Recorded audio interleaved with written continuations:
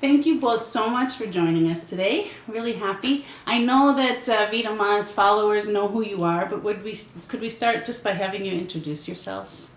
Well, I'm Gordon Campbell, and for 9 years I've been the director of the Camerata Campbell for the concerts in Mazatlán from January through March. Okay, I'm Guianeya Román. I'm his wife, and I do all the administrations around and help to do his working, and I also made the subtitles in English or in Spanish if necessary.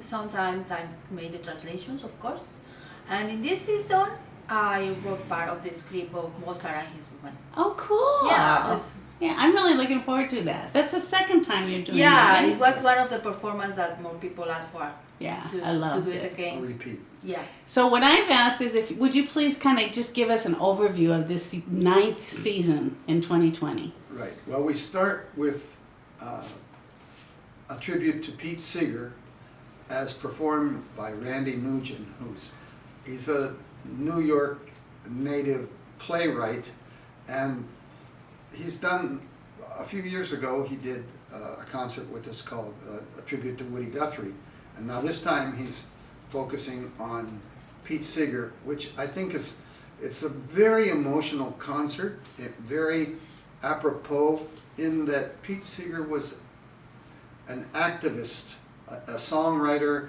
a folk singer, activist, and with a very tough life, and really as a result of his activism in the causes of the anti-war and the anti-pollution, and much before that, as a young guy, he was a member of the Communist Party for a few years, decided that's not what he wanted to do, but he fell right into the era of McCarthyism and was banned from many years for performing.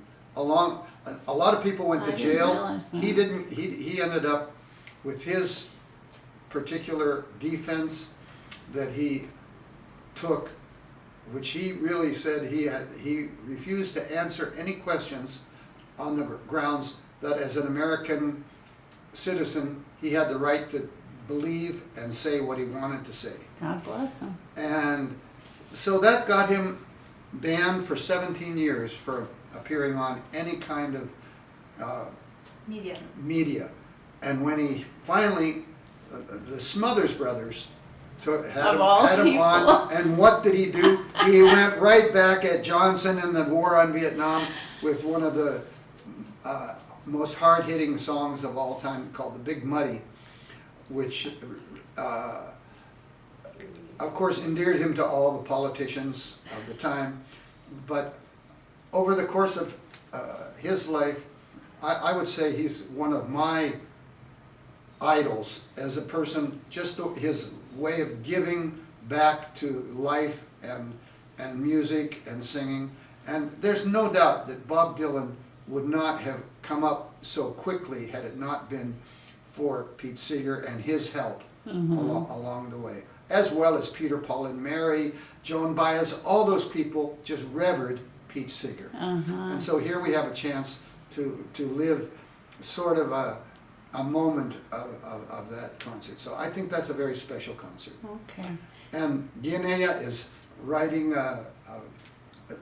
Next is the Magnificent. yeah, but she's writing subtitles. The subtitles so that anybody who doesn't speak English will be able to follow it word by word. So for the locals too. For the